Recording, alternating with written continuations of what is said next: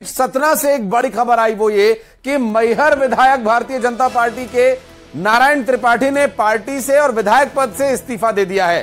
दरअसल पार्टी का सम्मान करते हुए इस्तीफा दे रहा हूं, नारायण त्रिपाठी का कहना। आगे की रणनीति जल्द बनेगी। उन्होंने कहा कांग्रेस में जा सकते हैं, हालांकि ये कयास लगाए जा रहे हैं। आगे की रणनीति जल्द बनेगी, नारायण त्रिपाठी का ये कहना है। जबकि कयास ये लगाए जा रहे हैं कि वे कांग्रेस पार्टी ज्वाइन कर सकते हैं। सतना से इस वक्त की बड़ी खबर, मैहर विधायक नारायण त्रिपाठी, जिनके की कयास लगाए जा रहे थे कि वे पार्टी छोड़ सकते हैं, और उनका यह भी कहना है कि पार्टी का सम्मान करते हुए इस्तीफा दे रहा हूं। अब किस वजह से वो इस्तीफा दे रहे हैं, क्या टिकट की वजह से या फिर कोई और कारण है? पार्टी का सम्मान कर रहे हैं, उसके बाद भी पार्टी को छोड़ रहे हैं। इलेक्शन के समय में जब पार्टी को उनकी जरूरत है उस वक्त वो पार्टी छोड़कर जा रहे हैं, तो फिर ये सम्मान कैसा? सवाल ये भी है। सवाल ये भी कि क्या आगे वो कांग्रेस पार्टी ज्वाइन करेंगे और कांग्रेस पार्टी के टिकट पर क्या वे चुनाव लड़ सकते हैं? सवाल ये भी कि नारायण त्रिपाठी ने ये फैसला किन हालातों में लिया। लगातार इस पर हम और डिटेल्स आप तक पहुंचाएंगे। फिलहाल आपको बता दें कि भारतीय जनता पार्टी की सदस्यता से विधायक पद से इस्तीफा देकर नारायण त्रिपाठी अब आगे बढ़ चले हैं। क्या वो कांग्रेस पार्टी ज्वाइन करेंगे? क्या कांग्रेस पार्टी के टिकट पर विधानसभा का चुनाव लड़ेंगे? बहरहाल ये सारे सवाल अभी जस के तस बने हुए हैं, लेकिन भारतीय जनता पार्टी के लिए क्या इसे एक बड़ा झटका माना जाए, या फिर भारतीय जनता पार्टी इस डैमेज को कंट्रोल कर पाने में कामयाब होगी? आपको बता दें कि भारतीय जनता पार्टी के सिटिंग एमएलए हैं, और ऐसे में चुनाव के ठीक पहले नॉमिनेशंस अब फाइल होंगे कुछ दिनों में। अधिसूचना जारी होने के बाद टिकट्स लगभग घोषित हो चुके हैं। 94 सीटों पर अभी उम्मीदवारों का उतारा जाना बाकी है भारतीय जनता पार्टी की तरफ से, और ऐसे समय में पार्टी को छोड़कर जा रहे हैं नारायण त्रिपाठी पार्टी से और विधायकी से इस्तीफा देकर, और कह रहे हैं कि पार्टी का सम्मान है, पार्टी के सम्मान के साथ पार्टी छोड़ रहे हैं। बहरहाल मैहर विधायक नारायण त्रिपाठी का ये इस्तीफा, कई मायने इसके निकाले जा रहे हैं, और चूंकि कयास ये भी है कि कांग्रेस पार्टी वे ज्वाइन कर सकते हैं, और संभावना ये भी कि हो सकता है कि कांग्रेस पार्टी की तरफ से वे उम्मीदवार भी बना दिए जाएं। क्योंकि आगे की रणनीति बनाए जाने की बात उन्होंने कही है, तो साफ जाहिर है कि अभी कुछ इंतजार वो करवाना चाहते हैं। और मैहर से विधायक नारायण त्रिपाठी का इस्तीफा क्या पार्टी के लिए झटका होगा? भारतीय जनता पार्टी इसे कैसे लेगी? और कांग्रेस पार्टी के लिए ये क्या कोई मनोवैज्ञानिक बढ़त हो सकती है अगर ये कांग्रेस पार्टी ज्वाइन करते हैं?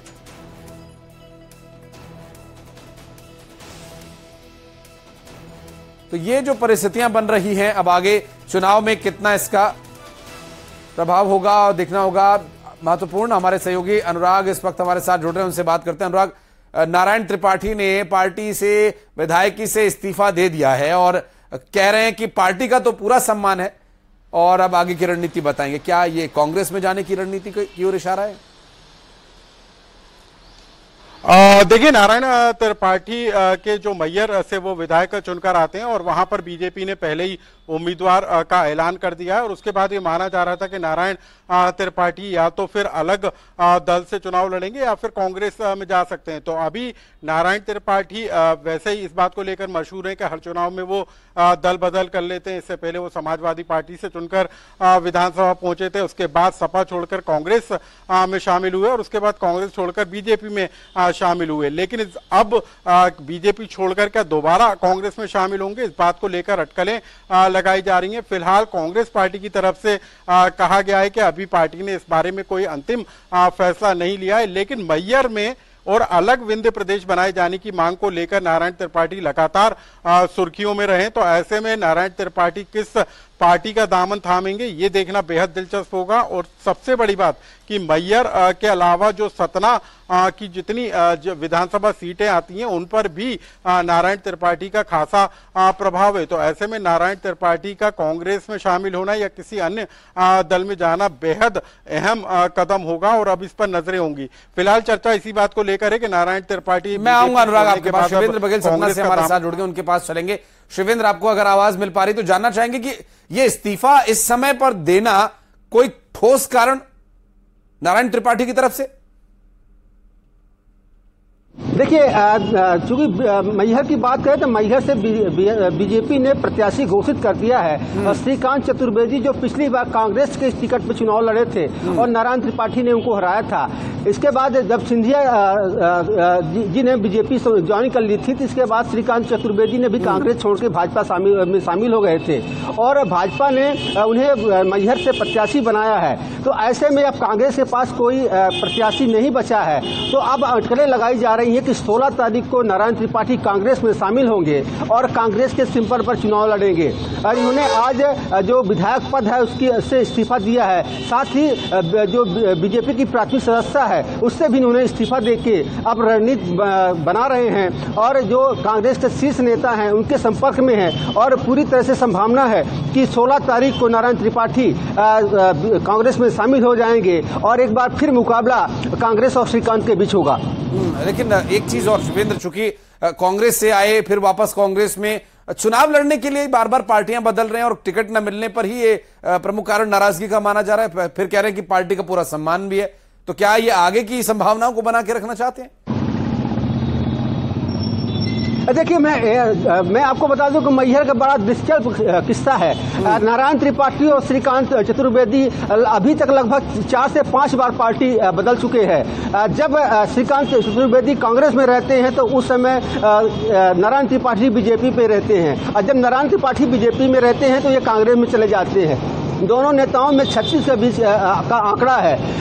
इसी तारतम्य में यह देखने को मिल रहा है कि एक बार फिर इन्हीं के बीच में मुकाबला होने की संभावना है, क्योंकि बीजेपी ने श्रीकांत चतुर्वेदी को प्रत्याशी घोषित कर दिया है और कांग्रेस अब संभावना है कि कांग्रेस नारायण त्रिपाठी को बनाएगी और अब तक 5 बार इन लोगों ने पाला बलदा है और ये 5वीं बार चुनाव हो रहा है मिशन 2023। इसमें नारायण त्रिपाठी फिर चुनाव लड़ेंगे और संभावना यही कि कांग्रेस पार्टी से ही सिंबल पर ही चुनाव लड़ेंगे।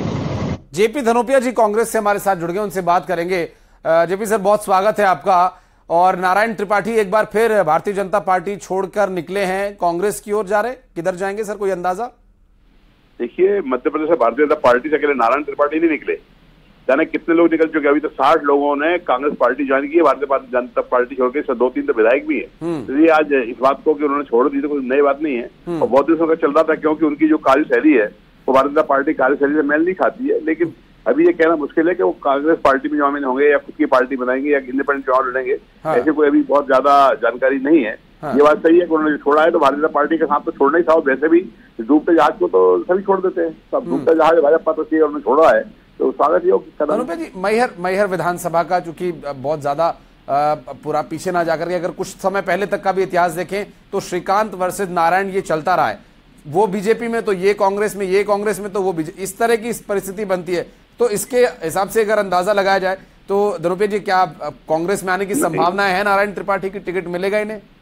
राजनीति में अंदाज से काम नहीं चलता है। जब तक पहले तो वो वहाँ पार्टी इस्तीफे छोड़ने के बाद अगर वो कांग्रेस पार्टी में आने के लिए अपनी पहल करते हैं, कांग्रेस पार्टी में आते हैं, तो कांग्रेस पार्टी के प्रदेश अध्यक्ष आदरणीय कमलनाथ जी और वरिष्ठ नेता निर्णय लेंगे क्या करना है। इसलिए मुझे नहीं लगता कि आज की तारीख कोई ऐसा निर्णय है या ऐसी कोई चर्चा है। चलिए, आप रहिएगा हमारे साथ। पंकज जी हमारे साथ जुड़ गए हैं, उनसे भी बात करते हैं। पंकज जी, बहुत स्वागत है आपका। नारायण त्रिपाठी ने विधायक पद से भी इस्तीफा दे दिया, पार्टी की सदस्यता से भी इस्तीफा दे दिया। ऐसे समय में वो कह रहे हैं कि पार्टी का पूरा सम्मान है। जब पार्टी को सबसे ज्यादा जरूरत है तो उसका नेता उसे छोड़कर जाता है और कहता है पार्टी का सम्मान है।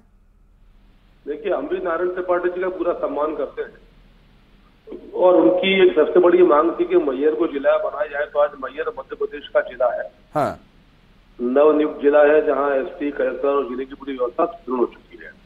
और नारायण त्रिपाठी जी ने ऐलान किया था सार्वजनिक तौर पर कि वो विंध्य जनता पार्टी के नाम से एक नई पार्टी बनाएंगे, उन्होंने घोषणा करी थी। तो शायद ऐसा लगता है कि नारायण त्रिपाठी जी अपनी उसी योजना के तहत अपनी एक नई पार्टी बनाने के प्रयास में है।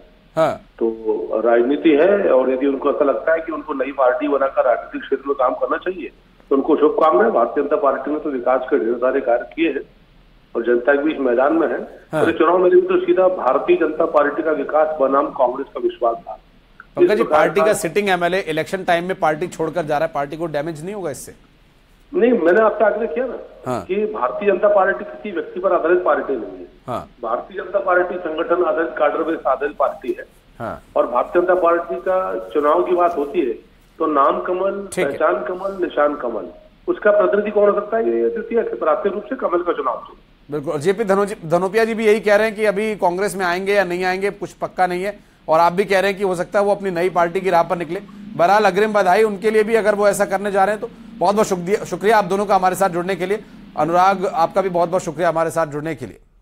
और बढ़ते आगे, चुनावी नजदीक आने के बाद चुनावी रणनीति में अब और तेजी देखने को मिल रही है। दरअसल जुबानी जंग भी यहां पर तेज हो गई है। सीएम शिवराज ने आज बड़ा हमला कांग्रेस पार्टी पर किया, और जहां उन्होंने कहा कि वोट के लिए कांग्रेस झूठ बोलती है और कांग्रेस की कंफ्यूज करने की नीति हमेशा से रही है। कांग्रेस ने बच्चों की फीस तक छीन ली और फिर ठगने की कोशिश में है। साथ ही यह भी कहा कि गांधी परिवार ने पहले सबको ठगा था, कमलनाथ गांधी परिवार को नहीं छोड़ रहे हैं। जिस तरीके से प्रियंका गांधी वाड्रा से घोषणा करवाई गई, मैंने वो वीडियो भी देखा है।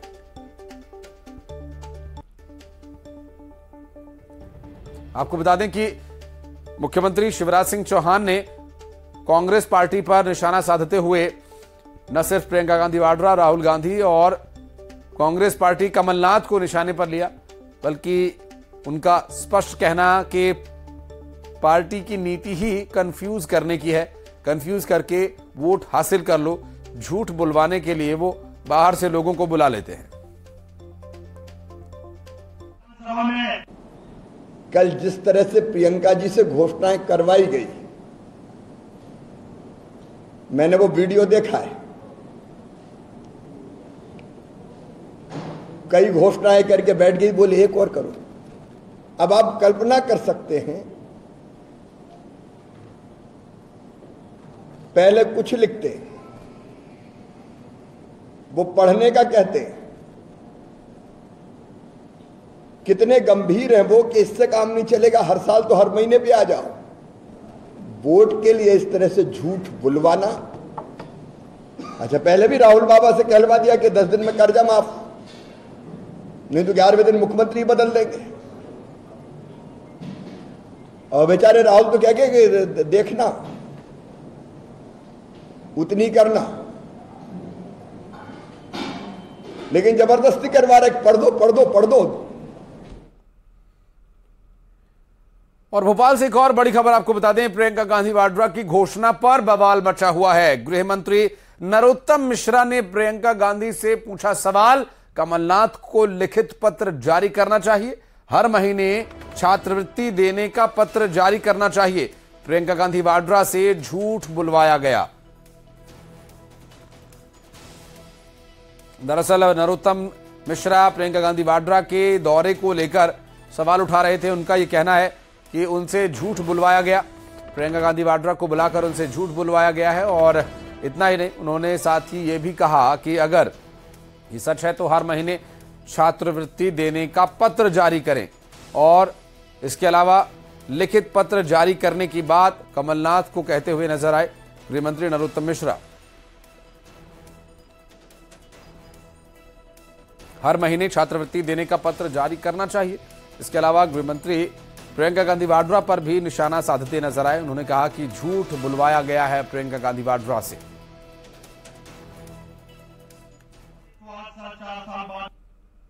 झूठ बोला है उन्होंने। पहले कमलनाथ जी ने झूठ बुलवाया राहुल गांधी से, 2 लाख कर्जा 10 दिन में माफ कर देंगे, नहीं मुख्यमंत्री बदल देंगे। और अब उन्होंने ये झूठ बुलवाया प्रियंका गांधी जी से कि मुफ्त में हर महीने शिक्षा 500 रुपए दिए जाएंगे। ये फिर झूठ बुलवा दिया, और झूठ बुलवा दिया है तो या तो कमलनाथ जी सामने आए या हमारी बात की पुष्टि हो जाएगी। आदिवासी समाज के तो प्रियंका गांधी वाड्रा जब मध्य प्रदेश आई थी, जहां उन्होंने कई बड़ी घोषणाएं की, राहुल गांधी आए थे शहडोल में, उन्होंने जनसभा की, और अब प्रियंका गांधी वाड्रा को लेकर भारतीय जनता पार्टी की तरफ से पहले मुख्यमंत्री शिवराज सिंह चौहान ने कहा, और अब गृहमंत्री नरोत्तम मिश्रा ने भी यही कहा कि प्रियंका गांधी वाड्रा से झूठ बुलवाया जा रहा है।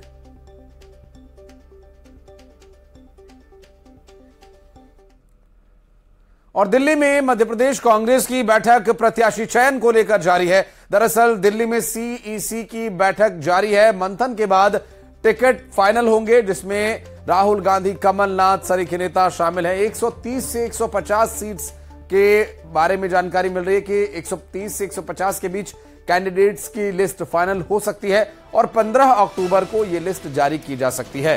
प्रत्याशी चयन के लिए दिल्ली में मंथन जारी है।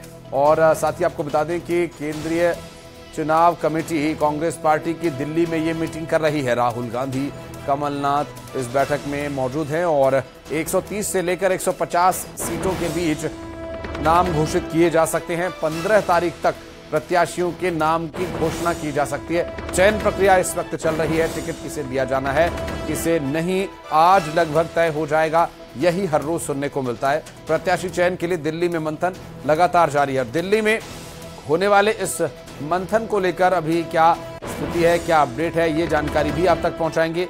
कांग्रेस पार्टी जो कि एक मनोवैज्ञानिक दबाव से गुजर रही है, चूंकि इलेक्शन कमीशन की तरफ से डेट्स अनाउंस हो चुकी हैं। भारतीय जनता पार्टी ने भी ज्यादातर सीटों पर अपने कैंडिडेट्स घोषित कर दिए हैं। लगभग 94 सीटों पर बीजेपी के कैंडिडेट्स घोषित होना बाकी है और कांग्रेस पार्टी के जो उम्मीदवार हैं उनकी धड़कनें बढ़ी हुई हैं। क्या उन्हें टिकट मिलेगा या नहीं, क्योंकि छत्तीसगढ़ में जो फॉर्मूला चल रहा है, कई सिटिंग विधायकों के टिकट काटे जा रहे हैं। तो यहां क्या स्थिति होगी, ये सोचकर भी कैंडिडेट्स जो अपने आप को समझ रहे हैं कि हमें कम से कम टिकट मिलेगा, उनकी सांसें अटकी हुई हैं। और खबर शिवपुरी से, जहां पिछोह से बीजेपी के उम्मीदवार प्रीतम सिंह लोधी की मुश्किलें अब बढ़ सकती हैं। इनके खिलाफ चुनाव आयोग में शिकायत दर्ज कराई गई है। आपराधिक मामलों को लेकर यह शिकायत दर्ज कराई गई है, जिसके बाद चुनाव आयोग ने जिला कलेक्टर को पत्र भेजकर रिपोर्ट मांगी है और जिला निर्वाचन अधिकारी ग्वालियर को भी पत्र भेजकर जानकारी मांगी गई है। इधर प्रीतम के चुनाव लड़ने से अयोग्य घोषित होने का खतरा मंडराने लगा है। आपको बता दें कि चुनाव लड़ने पर संकट मंडराता नजर आ रहा है। अब देखना यह होगा कि क्या प्रीतम चुनाव लड़ पाएंगे, और चूंकि अयोग्य घोषित किए जा सकते हैं, आपराधिक मामलों का ये मामला है, और अब देखना होगा क्या चुनाव आयोग की तरफ से इस पर कोई एक्शन लिया जाता है। चूंकि आपराधिक मामलों को लेकर जो सख्ती चुनाव आयोग ने दिखाई है, उसके तहत क्या रिपोर्ट के आधार पर फैसला लिया जाएगा चुनाव आयोग की तरफ से, इस पर भी अपडेट्स आप तक आगे पहुंचाते रहेंगे।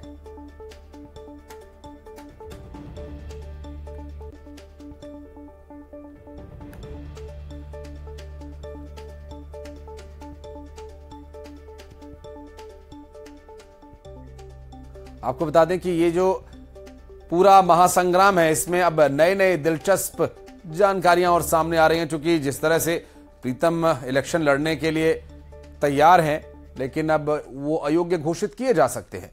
बढ़ते आगे और खबर रतलाम से, जहां जयपुर ब्लास्ट की जांच के लिए एनआईए की टीम पहुंची हुई है। आरोपियों के परिवार के लोगों और करीबियों से पूछताछ के लिए नोटिस जारी किया गया है। 12 से ज्यादा लोगों से पूछताछ की जा रही है। आपको बता दें कि 7 आरोपी अब तक इस मामले में गिरफ्तार किए जा चुके हैं। राजस्थान के निम्बाहेड़ा से चेकिंग के दौरान संदिग्ध पाउडर मिला था और जयपुर को दहलाने की साजिश के चलते ये कार्रवाई की जा रही है। दरअसल ये साजिश जो रची गई थी, इस पर अब नेशनल इन्वेस्टिगेशन एजेंसी जांच कर रही है।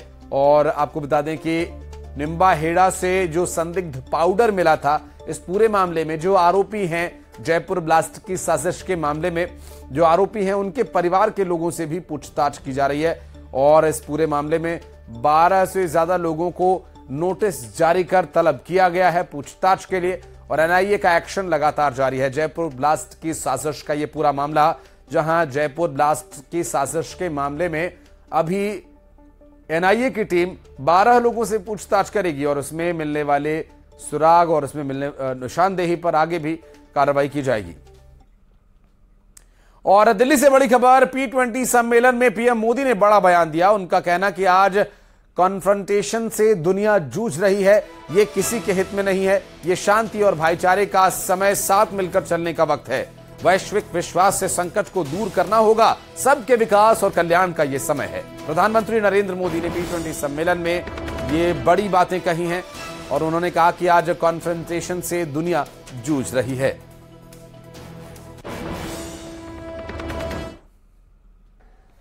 दुनिया के अलग कोनों में जो कुछ भी घट रहा है उससे आज कोई भी अछूता नहीं है। कॉन्फ्लिक्ट्स और कन्फ्रंट्रेशन से आज दुनिया संकटों से जूझ रही है। इन संकटों से भरी दुनिया किसी के भी हित में नहीं है। मानवता के सामने जो बड़ी चुनौतियां हैं उनका समाधान एक बटी हुई दुनिया नहीं दे सकती। यह शांति और भाईचारे का समय है, साथ मिलकर चलने का समय है, साथ आगे बढ़ने का समय है। और अब देखेंगे सिटी टॉप 20। दिल्ली में एमपी कांग्रेस की बैठक जारी। मंथन के बाद फाइनल होंगे सीटों पर उम्मीदवारों के नाम। राहुल गांधी, कमलनाथ समेत तमाम दिग्गज नेता बैठक में शामिल। सीएम शिवराज ने कांग्रेस पर किया जमकर प्रहार। कहा, वोट के लिए कांग्रेस झूठ बोलती है, कांग्रेस की कंफ्यूजन करने की नीति है, कांग्रेस ने छीनी बच्चों की फीस। जयपुर